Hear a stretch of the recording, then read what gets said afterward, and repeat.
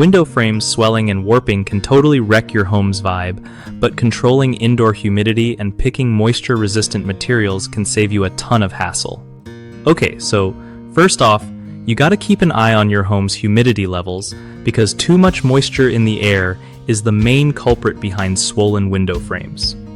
Using a dehumidifier or running your air conditioner regularly can help keep things in check.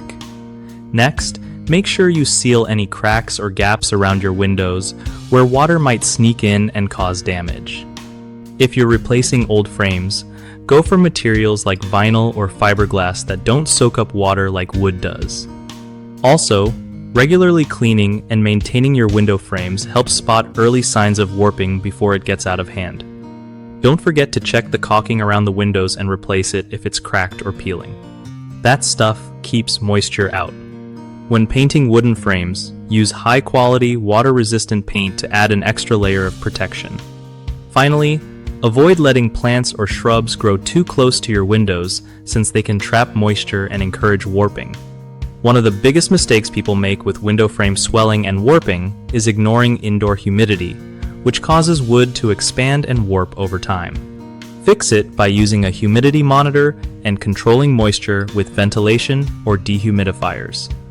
Another common issue is skipping regular maintenance, like failing to reseal or repaint frames, which lets moisture seep in and cause damage.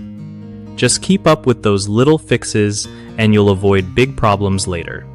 Lastly, many folks choose wood frames without considering moisture-resistant options, leading to faster warping, especially in humid climates. Switching to vinyl or fiberglass frames can really reduce swelling and last longer.